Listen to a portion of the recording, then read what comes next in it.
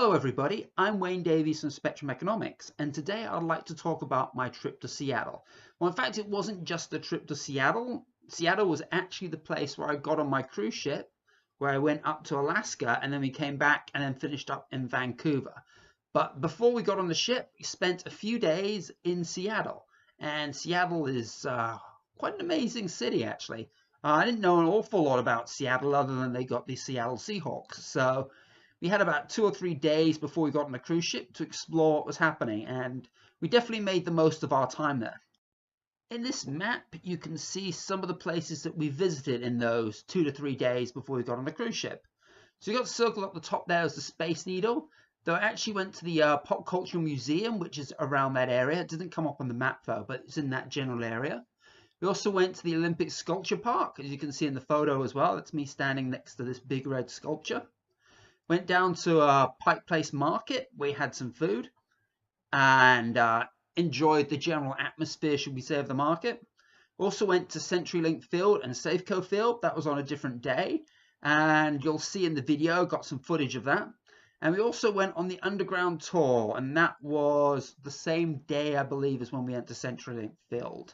So again, I got some good photos of that I'm going to show you as well. Here we have the Pike Place Market. As you can see, we've got this awesome looking horse and carriage just hanging outside. There's a lot of shops at Pike Place, and it's interesting because it's like it feels like it's over several buildings. It's sort of kind of on the hills. You're kind of going up and down and all over the place. But it's got certainly like quite an old feel to it.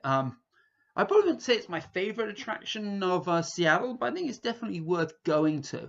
And we also actually had we went somewhere to eat as well, which I'm going to tell you about in a second. So we went to the Pike Brewing Company on our first evening. Well, actually, second evening, sorry. We slept through the first evening. That was our flight. So this is our second evening.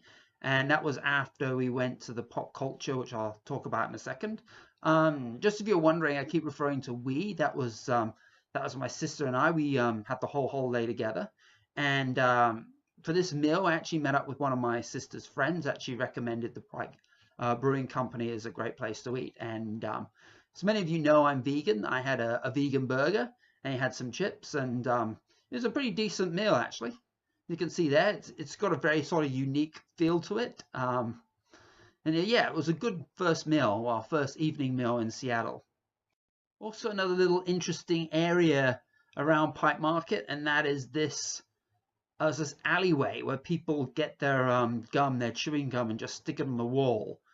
And there must be like millions of bits of chewing gum on there. I'd strongly recommend that you do not touch the walls. I think it would be exceedingly gooey, and I have no idea how long this chewing gum has been down there. But yeah, probably keep away from that. It's a bit ooey, but hey, it's some form of tradition, I guess. Earlier in the day, we went to the Museum of Pop Culture. I think that's, for me, that was like, one of the first stops I wanted to go to in Seattle, because I am a bit of a, a bit of a geeky sort of nerdy type of guy, and into a lot of this whole pop culture stuff. And they had a Marvel exhibition on at the time, as well as a few other things, but it's kind of special, the Marvel. It's because it's not there all the time. And then again, though, I probably won't be going back to Seattle for a while anyway, so there's a lot of other stuff I wouldn't see. But yeah, definitely took this opportunity to go there, because I haven't really been to anything like this before, so it's a pretty unique experience. So here I am, just outside the Marvel Universe of Superheroes, and there are a lot of stuff in there, lots of pictures of comics, a little bit of history, and some quite cool statues. As you can see, I'm standing right there next to the Black Panther, and I think it's what's he wear, his vibranium armor or armored suit or something like that. So yeah, that's pretty cool. A few more characters here coming to life. We have Spider-Man, which, well, he's one of my favorite superheroes from the Marvel Universe. So you can see he's hanging upside down, looking pretty cool. I think that's more of his traditional outfit. As you probably know, that Spider-Man has quite a few different outfits now, especially with the movies and all, with Iron Man coming in and jazzing up his outfit a little bit. And then there's the release of a new game where he's actually got a giant white spider on his front.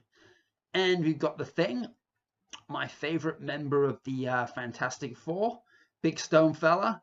I think that's a life-size version of him. He's an enormous dude. Well, he would be if he was real. So yeah, that was pretty cool having a photo with him. Here we have some interesting links between United States presidents and various Marvel characters. As you know, that Marvel's been around since like back before was it the Second World War? You know, characters like the Fantastic Four, and you got Captain America, and it's got little, little mentions here of how they've actually brought presidents into the various comics, which is I actually didn't know that they did that until we went there, so that's pretty clever. Of course, we can't forget the Avengers with all the Avenger movies and all that. And for me, I probably got more into Marvel with the movies. I know a lot of people got into it with the comic books. I've got a few comic books. I got like some big ones as well, digests and all that. But yeah, I think the Avengers are probably becoming the main characters now, aren't they, in the Marvel universe in terms of the cinematic versions of it anyway. They're all pulling together as the Avengers and working as various teams. You can see you've got Thanos there, who seems to be the main villain right now. So be of the main villain in the next movie as well, I think. When we talk about Avengers, you kind of got to think about Iron Man at some point. And that was one of the earlier movies as well, I think, within the series. As you can see here, you got the armor from that first movie where he was in the cave. And I think we got the Mark II or the Mark III just over there. And they also had the one with the triangular arc reactor. I can't remember which one that was as well. I'm trying to remember if they had the Hulkbuster. I'm not sure, but I saw that at another exhibit anyway. But yeah, there's a lot to see there on the side of the Avengers anyway. The exhibition was also pretty good at putting various groups together. As you can see here, they got the various alien beings. So we got Loki. At the top there, Galactus and Thanos as well. These are all the aliens. They got a lot of alien villains. You got the Kree there as well. So at least they portrayed things from several angles. It wasn't all about the heroes, but it was also about some of the villains as well. And it wasn't just all about Marvel either. They had a few other interesting exhibits as well. Some of the more permanent ones.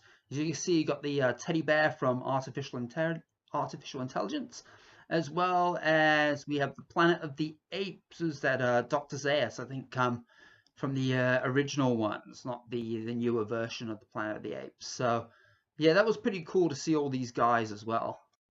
The Pulp Culture Museum also had a section on sci-fi as well as horror.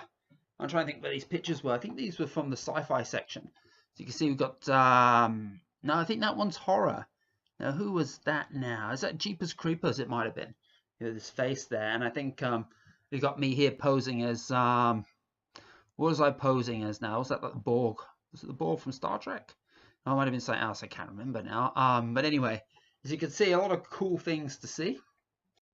And if you're into fantasy and fairy tales and stuff like that, there was a little fairy tale world with little setups of the different fairy tale characters and such. And as you can see here, you've got different types of fairy tale characters, and you can actually create yourself as a fairy tale character. You'd sit down at a computer and it would generate this character. You put in some characteristics and insert your face onto a character. That was kind of cool to do.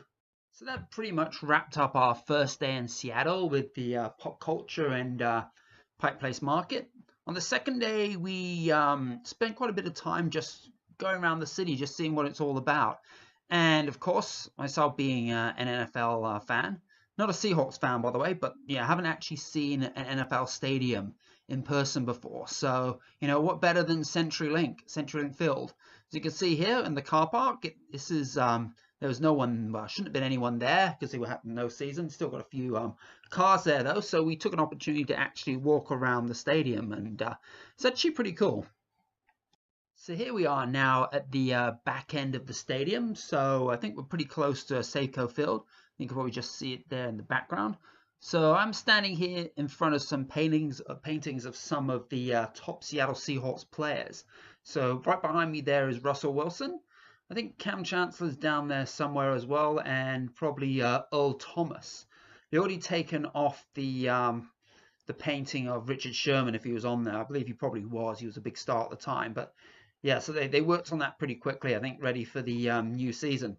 So anyway, I'm just going to show you now some footage of the stadium. I think it's going to be for like a couple of minutes, and then we'll continue our journey.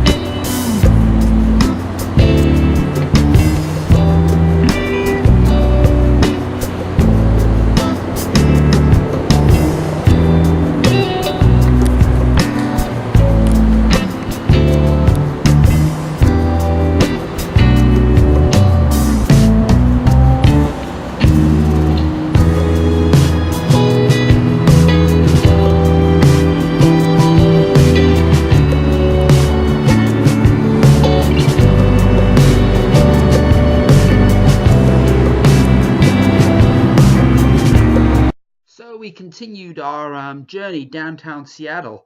Had a look at the various streets, the various buildings, the various sites just around town.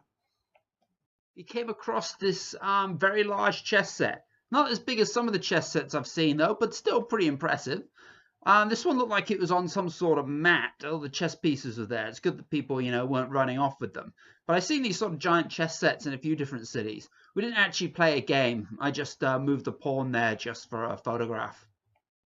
Seattle also has some very interesting parks, as well as these very cool looking totem poles. As you can see here, they've got all different animals on there. It's somewhat similar to what we see in Vancouver a little bit later. Not quite as tall as the ones there. They still look pretty neat though. On the morning before we went to CenturyLink Field, we went on this really cool tour of the old Seattle. That is the Seattle underneath the existing Seattle. This is what Seattle looked like before the Great Seattle Fire of 1889. So it looks quite different from the Seattle of our present day, as you'd expect. But pretty much all of this got destroyed by the fire. Here's some of the remains of the old city actually underneath the new city. It seems kind of strange that you'd have one city on top of each other. They actually built it directly on top. It was sort of strange because they had these giant trenches going all around. So this is kind of where we are now, as you can see in the photo. This is what it looks like inside a building. And we still have a toilet there back then that was still intact after the fire, amazingly. And as you can see, it looks pretty bad, but it's still intact. It's something, right? More parts of the city not in such good a condition as the little bar I showed you just now, and the little the toilet, but still, at least they still got some remains that we could look at. Takes us now to our final half day in Seattle before we got on board the ship. I'm not going to talk too much about this. This is the Bill and Melinda Gates Foundation. It's because I'm going to put this as a post, a written post that's in a little bit more detail. Here I am outside the Bill and Melinda Gates Foundation. This was taken, I think, a few days before because we actually saw it and I thought, wow, this looks really interesting. We didn't actually have time. I think it was 2 days earlier to see it. So we came back on a different day, and that was on our final day before we got on the ship. Over here we have a picture. Well, actually, this was taken from a video, an introduction video Bill Gates actually makes inside the foundation.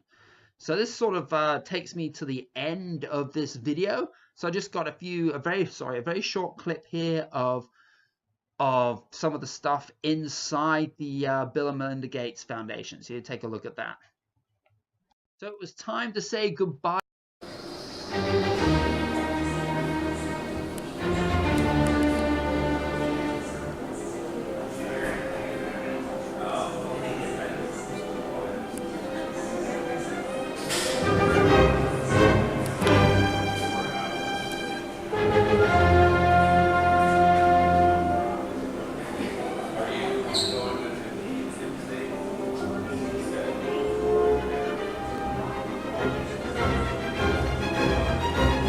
To Seattle. So this is me here. You can see Seattle in the background. I'm standing on board the Carnival Legend, and you can actually look. I have in the description, I think I should have there, a link to the video I made of the Carnival Legend. That was just taken with my mobile phone as I was sort of running around the ship, just trying to capture little bits here and there. So if you want to see that, the quality of that video isn't particularly great. I don't have a fancy mobile phone, I just have a Samsung Galaxy, but it's good enough for certain things, isn't it? Anyway, thank you for watching, and I'll be seeing more of you guys.